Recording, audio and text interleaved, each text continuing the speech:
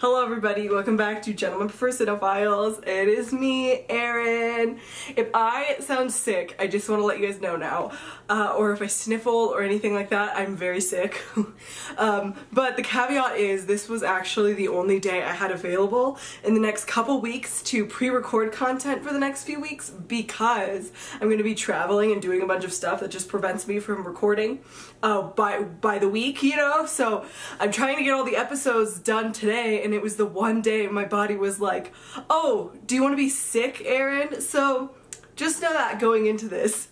Yeah. So to dive into today's topic, we are talking about The Jazz Singer. We're talking about The Jazz Singer because I find that it's still a really polarizing film, and I think it's just something really interesting to discuss in terms of reception theory. Now, The Jazz Singer is highly important to American cinematic history, and we'll go into that later, but it's highly problematic primarily because of its use of blackface. So that's pretty, yikes, oof. So the narrative of the film is about a Jewish man played by Al Jolson. It follows Al Jolson as he pursues his Broadway career and becomes a Broadway sensation, and it really follows this complex relationship that's created with his family, with his career, with his religion, etc., etc. Now, this film is an important, if not the most important film in terms of the transition between silent to sound film in early American cinema. While 3/4 of the film is still in the tradition of silent film with intertitles, with the same style of acting, the film is still 1/4 in sound. And that's seen in both musical sequences as well as a couple sequences where dialogue is exchanged. Now, discussing the technical elements of the film was recorded on Vitaphone. Vitaphone was an early method of sound recording in cinema that relied on sound on disc, so the audio was recorded onto, I believe it was just like a record, and it was played in conjunction with the film. Now, while The Jazz Singer broke a lot of boundaries in terms of film, I guess, technical prowess or what you could do technically with cinema, it's not to say it's perfect. It's actually really clunky in terms of the sound, and like a lot of the audio doesn't necessarily match up, and it's definitely cinema taking its first kind of baby steps into sound. However, the point of this episode, the episode is not The Jazz Singer, the very first talking picture.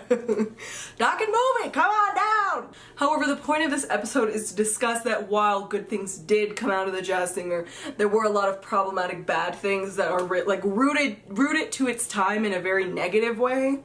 So yeah. So to make my perspective on this super clear, if you've been listening to the podcast for a while, you know I like to do this because, you know, I don't want to get into a place where I'm telling people what their culture is like, or I'm telling people how to feel about certain elements of their culture or how people represent their culture. I am a Latinx woman, so my conclusions really take second place to the perspective of African Americans and Black people who are being misrepresented through the use of blackface. Before going into discussing the different perspectives on this film, I also want to make it super clear how I feel about the use of blackface in the movie in a very, like, explicit terms.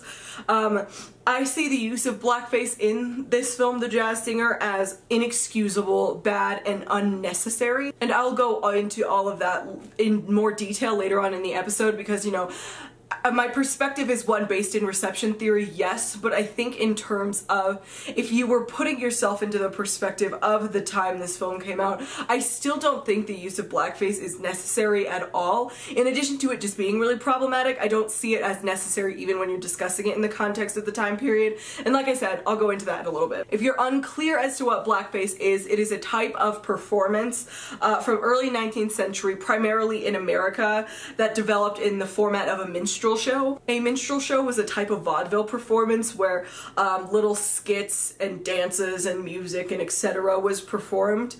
For minstrel shows, these acts were all focused and centered around depicting Black people. In very few situations, these shows were an all-black cast being directed by a white director. I know Bill Bojangles Robinson, he was in minstrel shows in his early career. However, in a majority of the cases, 99.9% of the time, the performers were white people putting on blackface and performing as Black people. And these stereotypes focused on depicting African Americans as stupid, lazy, childlike, superstitious. And really, these shows are just a really big marker and a really big figure of racism in the early 19th and 20th centuries. Going into the film, I am not even going to acknowledge the argument that it was a different time time, therefore blackface was okay back then and we should just ignore it and we shouldn't criticize them back then because they had different opinions.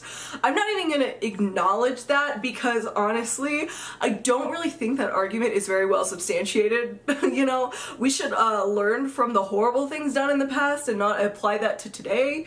I don't think that because something was okay, because, you know, something was okay in the past means that we shouldn't critique it. That just doesn't make any sense to me, but it's always something. I've been in classroom discussions for this film throughout my film school career, you know, probably like 3 or 4 times, and that always comes up, and it always ceases to amaze me, you know? It's just so confusing. I just don't understand. Now, Jolson, throughout his career, became this kind of king of blackface, if you will.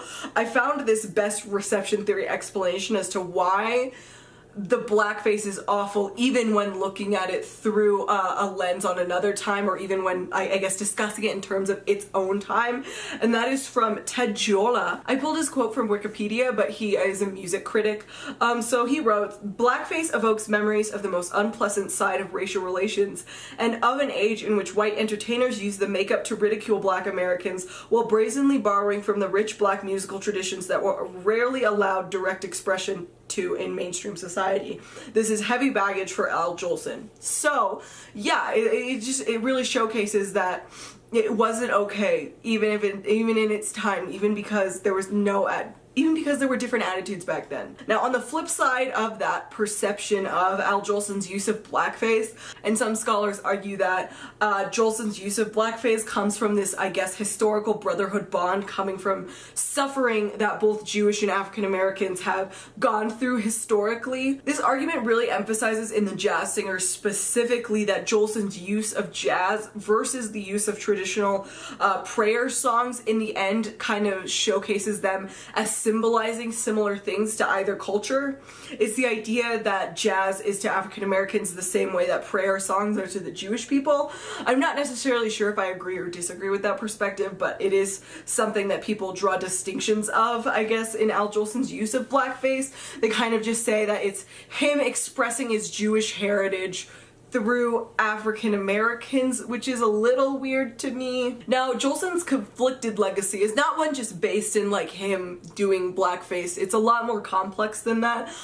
He has a problematic legacy, not because he was awful, which is a really weird thing to kind of see historically. He wasn't an overtly racist. It's weird because he performed in blackface, which is in and of itself a racist thing, but he himself was not a racist person, if that makes sense. It's just a super weird, like, gray area, I suppose. Or at least from my perspective, it's a weird gray area. I completely understand if somebody thinks that I completely understand the perspective if somebody performs in blackface, they are racist. I completely get that. But I think it's a little bit more complex than that personally. Now, Jolson on Broadway and in cinema was actually a really large vocal person in terms of civil rights. He was a large promoter for the first African-American all-black cast on Broadway, which actually the show did eventually go to Broadway. In addition, he was highly vocal against public segregation in a similar way as Marilyn Monroe with Ella Fitzgerald. When he worked with black performers, I think it was Cab Calloway, I want to say, he demanded equal respect and equal treatment of them on set. So I mean, he was a huge vocal person about civil rights and about equal treatment, and this was kind of really seen when he died, and at his funeral a bunch of black performers came to show their respect for him. Now, people also kind of extend this into this weird argument that I don't know if I agree with. They also kind of argue that Al Jolson brought jazz to white America and made jazz a little bit easier to consume for white audiences. However, from what I've studied historically, figures like Louis Armstrong and I guess establishments like the Cotton Club and figures like Fannie Mae Duncan, they had a bigger role, I think, in cross-culturalizing jazz, as opposed to just like Al Jolson bringing it to the people. So I think He may have had some influence, but I don't think he single-handedly brought jazz to white audiences. Now, in all accounts of Al Jolson, he was an amazing, supportive, and talented person. And this was really tainted by his inability to recognize that a large tactic of his performance was rooted in racism. And that's unfortunate because, you know, he was such a large voice for civil rights in so many different areas of life. So kind of next I'm going to go into why I don't think that the use of blackface is necessary even in the context of the time. Now, I know I said I wasn't going to address this argument, but this is actually often what I discuss in terms of when people want to say things like the use of blackface in the film is something that you shouldn't really critique, and that it's an unjustified critique because, you know, we're looking at it through our own lens, blah, blah, blah, blah, blah. This is often the argument that I use. Now, spoiler alert, I suppose, if you haven't seen the jazz singer before, but I want to discuss particularly about the scene where blackface is highly emphasized within the film. Now, it's really placed and rooted in the climax of the film. Jolson is getting ready for a dress rehearsal, and he's getting into blackface as he argues with this woman who he's involved with and who got him the job on Broadway. I think her name's Mary, and they're arguing about this family pressure he's feeling to perform as the cantor on the Jewish Day of Atonement because his father is unable to. Now, this creates a lot of conflict with his new career because, you know, if he chooses to go sing as the cantor on the Jewish Day of Atonement, it's the same date and the same time as him performing on Broadway, and he doesn't have an understudy and all these things. And so it's placing Jolson's character in a place where he has to kind of choose between one or the other. Now, I'd like to point out, this scene is very serious. It's played completely straight, and in terms of the larger narrative, it's such a significant point of the discussion of kind of this old world attitude versus this new world ideology that the film really places a lot of emphasis on, especially in regard to Jolson's character and his father and that conflict. It's really like the climactic point where you see Jolson really confronting this discussion, I suppose. His father, Jolson, is this new man for a new age, while his father is characterized as this old man from tradition, and it's Jolson coming to terms with both of those sides of himself in this scene. So it's really important and it's really significant to the narrative, and it's a highly, you know, I mean, it's still kind of silent film acting, so it's highly melodramatic, highly operatic, I suppose. The decision for Jolson to be getting into blackface throughout the course of the scene just feels very tonally inconsistent to me. When you're looking at the use of blackface in the time, it was utilized in terms of farce. It was not something that was played melodramatically or seriously. It was in the context of comedy that was played strictly comedy. It wasn't in the context of something that, you know, vacillated between seriousness and comedicness, I suppose. It was something that was straight played comedically. So placing myself in the shoes of a spectator at the time of the jazz singer's release, I wouldn't know how to feel in the context of the sequence because it creates and sets up this serious narrative, but it kind of undercuts that with the actions of putting on blackface. But it undercuts that with the action of putting on blackface, something meant to be farcical. So in addition to blackface just not being an all-around good thing to do in cinema and in life, if you take that argument out of it and you even try and reflect on it in terms of the time period and in terms of a period where blackface was deemed socially okay, it still doesn't make any sense in the context of the wider narrative and in the context of the particular point the film is at when blackface is being utilized visually. So yeah. So, thank you guys for coming to my TED Talk. I hope you guys enjoyed this episode. I hope I didn't sound too sick. And yeah, you can follow me at my personal Instagram at _RenaissanceWoman, or you can follow our podcast on Instagram at Gentlemen Prefer Cinephiles. You can listen to us on YouTube, iTunes, Spotify, other streaming sites. But either way, I will see you guys on Thursday. Bye. Mwah.